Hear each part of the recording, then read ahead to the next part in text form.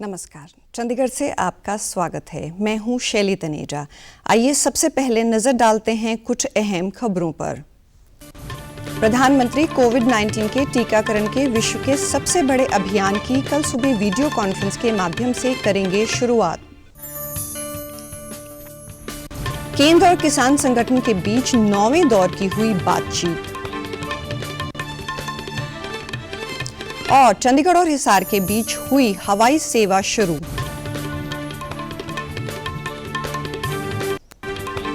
अब समाचार विस्तार से।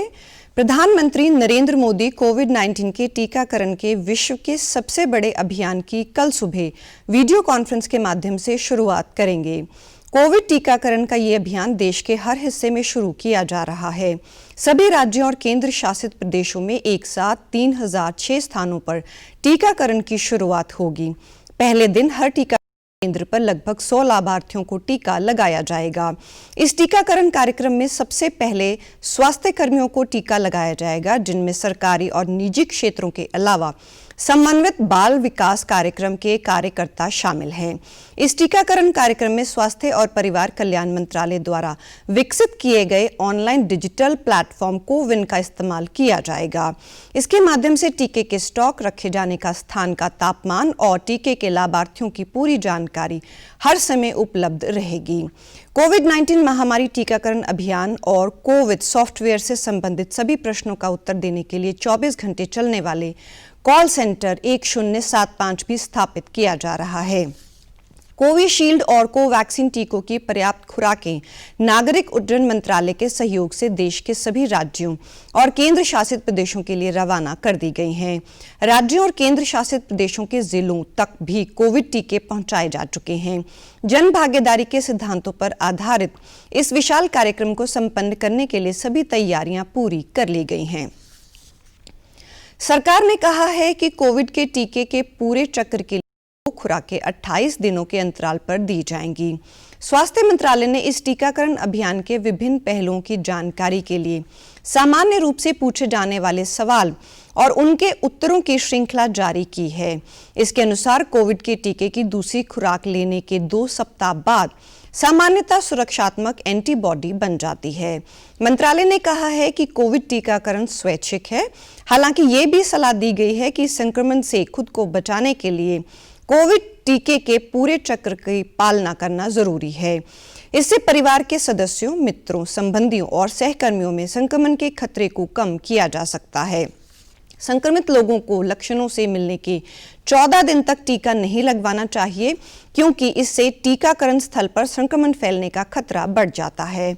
मंत्रालय ने कहा कि भारत में दिए जाने वाला टीका किसी भी अन्य देश द्वारा विकसित टीके जितना ही प्रभावी है, क्योंकि सुरक्षा और प्रभाव को सुनिश्चित करने के लिए इसे कई चरणों में जांचा जा चुका है। पात्र लाभार्थियों को उनके पंजीकृत मोबाइल नंबर पर कोविड टीका के स्थान और समय की जानकारी दी जाएगी। सरकार और किसान यूनियनों के बीच बातचीत का 9वां दौर आज राष्ट्रीय राजधानी नई दिल्ली में जारी है। मीडिया से बातचीत में कृषि मंत्री नरेंद्र सिंह तोमर ने किसानों की शिकायतें सुनने के लिए उच्चतम न्यायालय के समिति गठित करने के फैसले का स्वागत किया है। उन्होंने कहा कि सरकार किसानों के साथ वार्ता इसलिए जारी रखे हुए है ताकि उनके मसलों को सुलझाया जा सके। श्री तोमर ने कहा कि सरकार किसान नेताओं के साथ बिना किसी पूर्वग्रह के बातचीत कर रही है और उन्हें उम्मीद है कि वार्ता सफल रहेगी। अभी पिछली बैठक और इस बैठक के बीच में उच्चतम न्यायालय का फैसला आया। भारत सरकार उच्चतम न्यायालय के फैसले का स्वागत करती है और उच्चतम न्यायालय ने जो समिति बनाई है, वो समिति जब सरकार को बुलाएगी तो निश्चित रूप से हम अपना पक्ष उस समिति के सामने भी रखेंगे। चूँकि सरकार और किसानों के बीच में वार्ता चल रही है और इसलिए आज वार्ता की तारीख तय थी, तो किसानों के साथ वार्ता हमारी जारी है और हम लोग लगातार इस बात की कोशिश कर रहे हैं कि किसानों से चर्चा के माध्यम से कोई रास्ता निकल आए। उच्चतम न्यायालय ने मंगलवार को 3 कृषि कानूनों के अमल पर अगले आदेश तक के लिए रोक लगा दी थी। न्यायालय ने किसानों की शिकायतों को सुनने और सरकार की राय जानने के लिए एक समिति का गठन किया था। भारतीय किसान यूनियन के अध्यक्ष भूपेंद्र सिंह मान, शेतकरी संगठन महाराष्ट्र के अध्यक्ष Anil Ghanwat, international food policy research institute के प्रमोद कुमार जोशी और कृषि अर्थशास्त्री अशोक गुलाटी को समिति में शामिल किया गया था। कल श्री मान ने अपने आप को उच्चतम न्यायालय द्वारा गठित समिति से अलग कर लिया था। अंतिम मिलने तक बातचीत जारी थी। सरकार ने समाचार माध्यमों के एक वर्ग की ओर से जारी इन खबरों का आज खंडन किया है कि रेलवे द्वारा यात्रियों से अधिक किराया वसूला जा रहा है। रेल मंत्रालय ने कहा है कि ये खबर भ्रामक और निराधार है। रेल मंत्रालय ने कहा है कि परंपरा के अनुसार त्योहार और छुट्टियों के दौरान यात्रियों की भीड़ से निपटने के लिए विशेष दूरगामी रेलगाड़ियां चलानी शुरू की गई थी। इस वर्ष अनेक रेल खंडों में यात्री गाड़ियों की बहुत मांग थी, जिससे निपटने के लिए त्योहार के समय रेलगाड़ियां चलाई गई थी। त्योहार के दौरान यात्रियों की भीड़ भाड़ के मद्देनजर विशेष रेलगाड़ियों की सेवाएं जारी रखी गई हैं। मंत्रालय का कहना है कि वर्ष 2015 से इन रेलगाड़ियों के किराए कुछ बढ़ाए गए थे। इस वर्ष ऐसा कुछ नया नहीं है, बल्कि ये पहले जैसा ही है। देश में स्वस्थ होने की दर बढ़कर 96.53% है। भारत कोविड महामारी से निपटने की दिशा में तेजी से कदम बढ़ा रहा है। देश में अब तक 1,01,62,000 से ज्यादा लोग इस महामारी से ठीक हुए हैं। रोजाना संक्रमण के मामलों की संख्या भी लगातार 20,000 से कम रही है। पिछले 24 घंटों में केवल 15,590 मामले सामने आए हैं। देश में ठीक होने वाले रोगियों की संख्या सक्रिय मामलों से लगातार ज्यादा होती जा रही है। वर्तमान में स्वस्थ होने वाले मरीजों की संख्या सक्रिय मामलों से करीब 48 गुना ज्यादा है। देश में इलाज करा रहे कोविड रोगियों की संख्या 2,13,000 है, जो संक्रमित लोगों की संख्या का 2.02% है। स्वास्थ्य मंत्रालय ने कहा है कि देश भर में डॉक्टरों, स्वास्थ्य कर्मियों और प्रथम पंक्ति के कोविड योद्धाओं द्वारा पूरी लगन और प्रतिबद्धता के साथ स्वास्थ्य सेवाओं, राज्यों और केंद्र शासित प्रदेशों द्वारा चिकित्सा की केंद्र की मानक प्रक्रिया का पूर्ण रूप से पालन करने से देश में स्वस्थ होने वाले मरीजों की संख्या में लगातार वृद्धि हो रही है। स्वास्थ्य मंत्रालय ने बताया कि स्वस्थ होने वालों की संख्या में वृद्धि से मृत्यु दर में गिरावट आई है, जो इस समय 1.44% के ऊपर पहुंच गई है। देश भर में पिछले 24 घंटों में मरने वालों की संख्या 200 के स्तर से घटकर 191 पर आ गई है। देश भर में पिछले 24 घंटों में 7,30,000 से अधिक कोविड नमूनों का परीक्षण किया गया है, जिसमें अब तक कराए जा चुके परीक्षणों की कुल संख्या बढ़कर 18,49,00,000 से अधिक हो गई है। चंडीगढ़ में कल कोरोना संक्रमण के 23 नए मामले मिलने के बाद शहर में कोरोना के एक्टिव मामलों की संख्या 273 हो गई है। स्वास्थ्य विभाग की ओर से कोरोना की जांच के लिए पिछले 24 घंटों के दौरान 1003 टेस्ट किए गए, जिनमें से 23 मामलों में कोरोना होने की पुष्टि हुई है। चंडीगढ़ में कल एक 60 वर्षीय कोरोना संक्रमित बुजुर्ग की मृत्यु के बाद शहर में इस समय बीमारी से मरने वालों की संख्या 330 हो गई है। चंडीगढ़ में अब तक कोरोना की जांच के लिए 1,97,283 टेस्ट किए गए, जिनमें 1,75,903 मामलों की रिपोर्ट नेगेटिव रही तथा 20,438 मामलों में कोरोना होने की पुष्टि हुई है। चंडीगढ़ में अब तक 19,835 कोरोना संक्रमित स्वस्थ हो चुके हैं। प्रतिदिन की तरह आज भी मोबाइल टेस्टिंग वैन टीमों द्वारा कोरोना जांच का कार्य किया जा रहा है। आज सेक्टर 17 के बस स्टैंड, कचेड़ी, रेलवे स्टेशन, सेक्टर 26 के पुलिस अस्पताल तथा CD 11 में मोबाइल टीमों द्वारा निःशुल्क जांच की जा रही है। कोरोना के संदिग्ध मामलों का पता लगाने के लिए प्रशासन तथा स्वास्थ्य विभाग प्रयासरत है। चंडीगढ़ के प्रशासक के सलाहकार मनोज परिदा ने मानव संसाधन प्रबंधन प्रणाली तहत ऑनलाइन लीव मॉड्यूल की शुरुआत की, जिससे यूटी सचिवालय के कर्मचारी ऑनलाइन छुट्टी ले सकेंगे।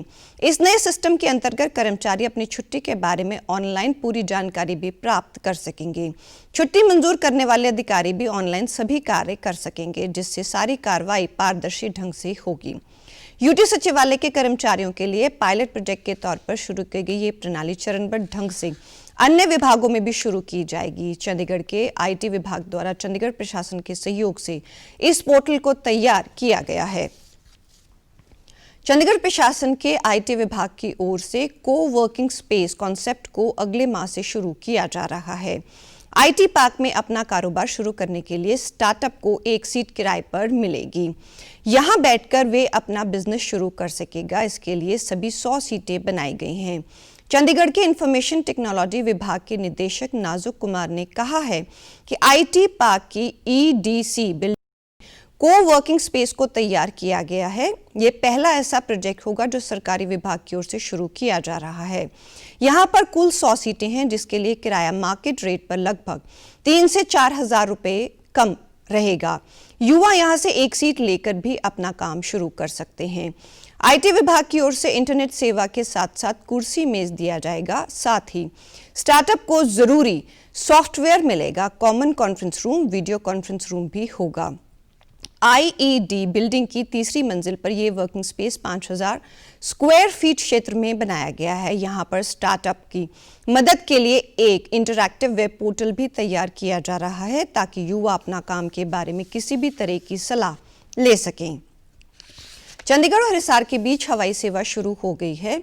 हरियाणा के मुख्यमंत्री मनोहर लाल ने चंडीगढ़ इंटरनेशनल एयरपोर्ट से इस हवाई सेवा की शुरुआत उड़ान के पहले यात्री बोर्डिंग पास देकर की। यह सेवा एयर टैक्सी एविएशन कंपनी ने शुरू की है। इस अवसर पर मुख्यमंत्री ने कहा कि हरियाणा में हवाई सेवाओं की दिशा में एक नए अध्याय की शुरुआत हो गई है।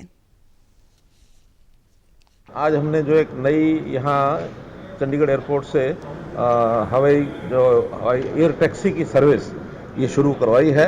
ये केंद्र सरकार की जो उड़ान स्कीम है उसके अंतर्गत ये स्कीम है। एक वीजीएफ का जो इसका आधार है कि कुछ सहायता केंद्र सरकार करेगी और कुछ पैसेंजर से और पैसा लिया जाएगा। आज पहले चरण में हिसार यानी चंडीगढ़ से हिसार ये सेवा शुरू की गई है। लगभग 45 मिनट की उड़ान इसकी होगी। 250 किलोमीटर की स्पीड होती है। सारी जो जानकारी हमें मिली है, 4 सीटर ये छोटा जहाज़ है और देश में पहली बार इस प्रकार का छोटा जहाज़ एयर टैक्सी के रूप में ये चल रहा है। तो एयर के नाते से कम संख्या होने पर भी और ये इसकी सेवा का उपयोग लोग जो कर सकेंगे। इस उड़ान में पायलट के अलावा 3 लोग यात्रा कर सकेंगे। इस हवाई जहाज में चंडीगढ़ से हिसार की दूरी 45 मिनट में तय की जा सकेगी। ये सेवा भारत सरकार की उड़ान स्कीम के तहत शुरू हुई है। हिसार से चंडीगढ़ तक के लिए 1755 रुपए का किराया तय किया गया है।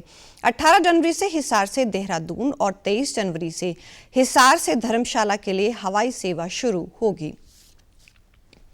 कोविड-19 के कारण लॉकडाउन के बाद रेहड़ी पटरी वालों को अपना काम फिर से शुरू करने के लिए केंद्र सरकार ने प्रधानमंत्री स्वनिधि योजना शुरू की है। इसके अंतर्गत सड़क किनारे काम करने वाले लोगों को 10,000 रुपए का ऋण आसान शर्तों पर मुहैया करवाया जाता है। इस योजना के अंतर्गत अगले 2 सालों में सरकार द्वारा 50 लाख से अधिक रेहड़ी पटरी वालों को ऋण उपलब्ध करवाने का लक्ष्य रखा गया है।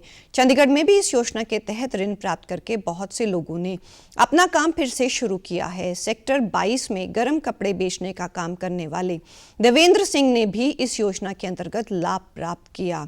उसे डीडी न्यूज चंडीगढ़ से बातचीत के दौरान कहा कि प्रधानमंत्री स्वनिधि योजना के तहत ऋण प्राप्त करके उसे अपना काम दोबारा से शुरू करने में मदद मिली है, जिसके लिए वे केंद्र सरकार का आभारी है।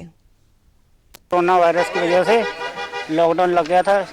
लॉकडाउन खत्म होने के बाद फिर दुकानें दोबारा से लगनी शुरू हुई। पहले हालत बहुत बुरी थी, उसके बाद अब थोड़ा थोड़ा करके काम ठीक चलना शुरू हो गया। सेंट्रल गवर्नमेंट की तरफ से जो लोन के लिए अप्लाई किया था मैंने, 1 महीने के अंदर मेरे को 10,000 रुपया मिल गया था। भारत सरकार का भी धन्यवाद करता। स्वनिधि योजना ऋण का समय पर भुगतान करने वालों को ब्याज में सब्सिडी भी दी जाती है और वे अपना पहला ऋण समय पर चुकाने के बाद अधिक ऋण के पात्र बन जाते हैं। और अब पेश हैं खबरें फटाफट। प्रधानमंत्री कौशल योजना का तीसरा चरण आज से देश के 600 जिलों में हो रहा है शुरू। पंजाब में स्वच्छ जल आपूर्ति के लिए 6 जिलों में 1249 करोड़ रुपए के 11 नहरी पानी आधारित प्रोजेक्टों पर काम जारी। प्रोजेक्ट पूरे होने पर लगभग 1200 गांवों के 3 लाख से अधिक घरों को होगा लाभ। पंजाब का खेल विभाग 1135 खिलाड़ियों का करेगा सम्मान। हरियाणा में सक्षम युवा योजना तहत अब तक 2,71,963 युवाओं के आवेदन किए गए अनुमोदित। कोरोना वायरस का खतरा भी टला नहीं है, इसीलिए सभी से निवेदन है कि बाहर जाने के समय मास्क पहने, सामाजिक दूरी बनाए रखें, बार बार अपने हाथ साबुन से धोएं और सैनिटाइजर का इस्तेमाल करें। वैश्विक महामारी कोविड-19 जिसका कहर संपूर्ण मानव जाति को अपनी आगोश में ले चुका है। टीका या दवाई उपलब्ध होने तक महामारी के खिलाफ मानवता की जंग जारी है। ऐसे में सबसे जरूरी है सावधानी और बचाव। फेस मास्क कोरोना से रोकथाम का सबसे प्रभावी उपाय साबित हुआ है। विश्व स्वास्थ्य संगठन और विशेषज्ञों की शोध का भी यही निष्कर्ष है कि मास्क से मुंह और नाक को अच्छी तरह ढककर कोरोना संक्रमण को कम किया जा सकता है। कोरोना संक्रमण से बचाव के लिए मास्क पहनने के साथ ही जरूरी है मास्क को सही तरीके से पहनना। लोग मास्क से नाक और मुंह को सही तरीके से नहीं ढकते हैं, जिससे संक्रमण का खतरा बना रहता है। बिना मास्क या फेस कवर के घर से बाहर निकलने की अभी कल्पना करना भी सही नहीं है। जुड़िए डीडी न्यूज की खास मुहिम मास्क अप इंडिया के साथ।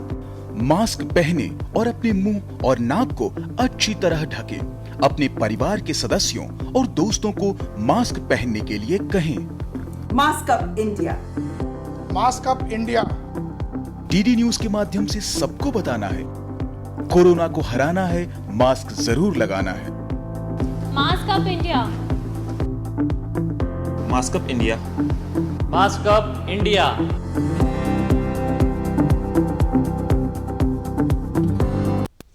और आप समाचार YouTube channel DD news Chandigarh, Facebook DD news Chandigarh और Twitter handle DD news CHT पर भी देख सकते हैं।